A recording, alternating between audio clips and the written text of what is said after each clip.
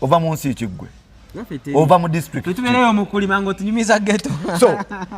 kankunyonyole wama jangu omwami ono just alina biased mind with Bruno K neda kankunyonyole anti mbuzi when you talk about streams here is the point mwe chichogezako gamba nti Bruno K asabiriza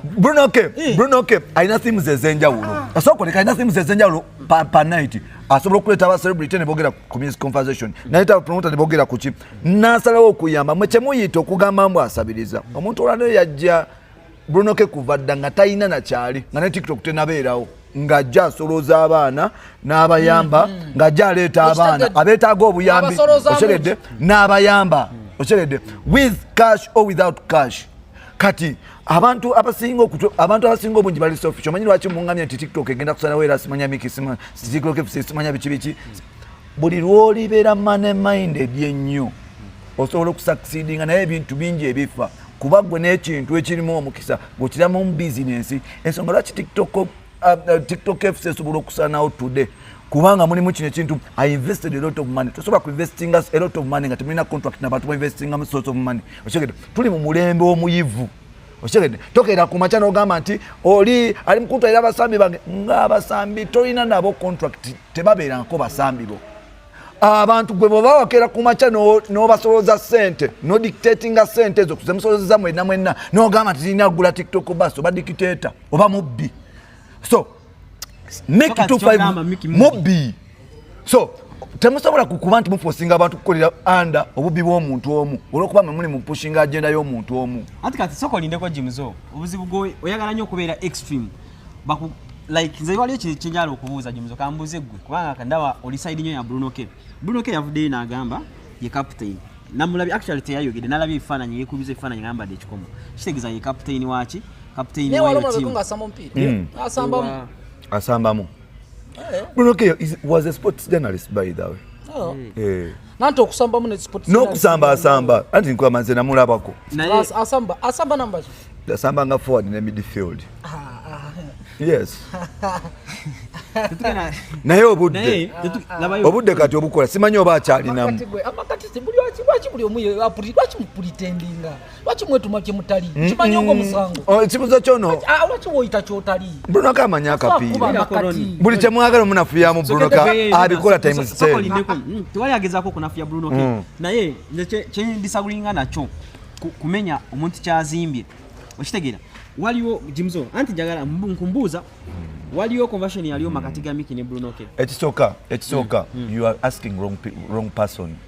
kyogezaako okubuuza oli suppose kubuuza Miki 25 simanyi 6 fane n'abantu be balwanagana nabo Bruno K talina wagira mweyo emboozi nti olwaleero bali si baana bato bali above 18 ane ekira kyembadde ngezaako okugamba nti mu modern world eno Smith olwaleero tuli mukula podcast eno olwaleero but you don't own me I don't own Ronnie I don't own you okitegedde nti in the end of the day bwe waba nga tiwali contract etugatta omuntu yenna asobola okera ku makya nakola ekintu ekyenjawulo olwaleero ne wobanga olina mukyala waka ng'amukuba embaga n'asaba divorce ogimuwa kubanga obufumbo si busibe mwe mwagala olwaleero kutandika okuteekamu abantu mubagambe nti gundi ono alina akolera gundi kuba twamulaba ne gundi mukogo manyi oyo omuntu gyava okutuukawo Miki okumulaba ne Miki okumwagala okutandika okukola naye kitegeeza Miki yatandika okukola n'abantu abo ng'alina kyabalabyeko era nabo okutandika okwawukana nabo okutandika okuva okugenda wa Bruno K they are also looking for green pastures mwe lwaki mwagala okusibira abantu mubavu nga mwe mugaggawala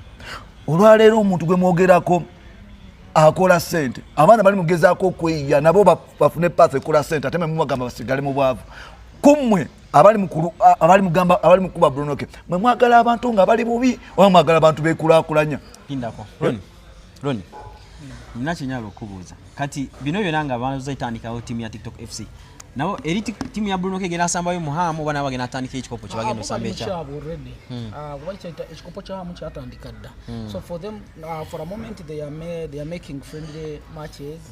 ne basambamu kati Bruno is targeting business nga Miki bwada akikola how nti Bruno K yamanya nti they can use that opportunity to make money because oliye yakireta mu Uganda. Mickey as a founder bali tebamanyi, but they can use that chance ne begatanga abavubuka ne bakola mu sente. Those guys were making a good money because bali bava wanonga mbarade bayita ne baba wanone bagende kasese wabalaba ne bava wanone bagamba big company nga Coca-Cola jangu twekubemu Eva Voice Mount mujja mu Pepsi mujja twekubemu ko. You need to pay 4 million and above. So Bruno is targeting business. Kati bakitandise. Nekati here is my advice to those guys abali to the boys. Sija baita boys mbani nga banafiza basajja bamanyi balina namba zaabwe baruchi basajja bamanyi batimikisi kyali wange basajja bamanyi abayisa mu maaso naye jova toyombye yotero okudda because here is the issue. Tolaba nti Mickey bayinza okuba bamutwala ng'omusajja mubi ate gwe bagenzeeko mubi nnyo emirundi 10. Oshegedde tolamba ulira bulungi njagala onkotinga bulungi jova toyombye jotero okudda tolaba mbu Mickey gwe mugamba Mickey bagenze okulaba ku sente temwambu Mickey mubi naye ate gye mwagenze wa Bruno mubi nnyo bagenze okulaba ku sente because for him is direct akugambye oba kikumane kikuluma era zikankubulire tolaba mbu bano bagezaako n'okuwangaala otwako oba otubiri nga they are making money bali n'omugumu tegujja kugwa ogambye kati ekintu ekiriwo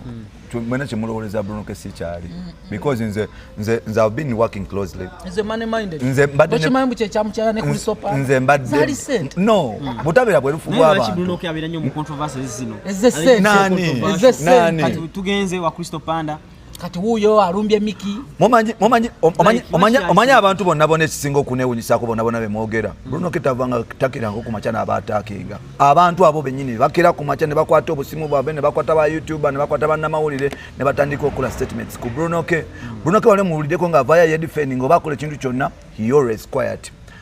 Abantu kati kankubuulire essaawa zino oba gw'okyagala oba tokyagala buli muntu abeera ne time ye ate time ye omuntu eyo bwetuuka ebazibu ya controllinga Bruno K bamunaabiddeko ebisoto okumala ebbanga lyonna. Nze mbadde ne Bruno K close emyaka 10 mumanyi kyakola mumanyi weakness ye weri manyi n'olumu bye bamuwayira. All I know his weakness is short tempered. He reacts reacting amangu ochegera reacting amangu kugamba nti ngono bagambye is direct bwe kimunyiza akugambirawo tahidinga okitegedde. So kati abantu abasinga obungi approach tebajagala omuntu ayagala bana ba pretendinga yeta pretendinga ali direct okitegera. So nze tumi njagamba bwenti enemere olaba internet eyo gitumukulwanira ne business zetumukulwanira waliwo space nyingi omuntu jasobola okukolamu omuntu jasobola ofunamu. Nze ndaba Mick 25 fan simanyi ali kumkulipira eno God because akimanyi bulungi Bruno K for now yalina amasanyazi ya training kirizo obagana ali mukikola intentional gradingirako. Yes byonna byogera byonna byokola bikole naye nsaba we respect oyo omwana Mickey mumanyi lwaki nkikugamba nsobola okukigamba nga kamanenga byaddala abantu bayinza oba bakuwulira njagaddemu ng'omusajja omukulu Mickey w'amaanyi ku TikTok awo alindako kankubuulire TikTok ejja neereka kye bayita traffic n'ofuna zi shadow ban n'okkiriranga towulikika buli lunaku buli kiro buli wiki buli mwezi embwa yebako ate embwa bayina numbers ate kirungi oyo Mickey w'amaanyi ate kirungi byonna byokola bikole tewali amugambe gwe sokoleke tewali amugambe social media w'amaanyi already is a boy. I give him that respect because he's a boy. No, we are talking to a man. No, oyo boy muwamachi Chirioke is discrediting his potential over his appearance anywhere. My point is olwaleero bino byonna tubimanyi bano bagundi should I ask you? Kwa example ogenda kunziramu olaba bano bakikeni mabina nti bakira kumacha ne bakola n'olugalo ne bekuba because they are looking for trend ne bakola fight because of the stand okitegedde because these people bakigera nti okumakinga sente olina ku traininga olwaleero batagitinga n'omuntu a traininga kati kiriza obagaana bw'abanga muganda wange amanyikiddwa nga Panda ne Uncle Kuku yasobola okwesonyiwa omusajja okitegedde bw'abanga Kasuku Panda basobola okwesonyiwa omusajja ate ate Miki kapa kunte Miki kapa kunte anti buli mwana interest ati chenkugamba buli mwana interest let me tell you never and never compare Kasuku to even abo bonna ati chenkugamba olala sala onasirika kati kano kakapa kikasobola okulipira omusajja atugamba Miki seems to be funny kapa ku Kasuku you can't compare those two people tosobola nabatekamu statement yemu naye olaba omuntu omugezi naye ku Bruno K ni Miki tonanti Miki asingako bwebolowooza omutwe gwe kukugamba kale yasinga bwalaba era bwalowooza kyobulaba kale yasinga kyobulaba kale yasinga ku ludda lwe kuwaddeeyo yasinga ku saidi yange tosobola kukwata kati ebintu biri akusinga muki one kati kankubulire if your brand is stagnant in a certain area on only one app toba wakabi kati Bruno K ina apart from genda omubuuze genda omunonyereze genda ku X amanya agayinawa he became stronger before X or before any other app genda omunonyeko ku Instagram my question is genda omuteekeko mu bantu because Bruno K acrossinga n'agenda ne mu bantu naye nze nkubuulira okitegedde Bruno K alina kyagamba abantu Miki talina kyagamba abantu oli professor omwamwe abalina failed relationship mwe abamwagala yes naye kati nze agenda kuŋŋamba ti professor on what women tulina ebintu bisatu yes tulina a blogger yes influencer yes and being an artist yes Bruno Agwawa is a public figure he's a public figure from which identity and public blogger musician omanyi lwaki nkugambye is a public figure public figure amanyikibwa mu mbeera zonna anyway muzibu bw'amaanyi lindako banange ebitambula wano basajja oli omusajja wamwe muki kuba naye muyimbi yakomawa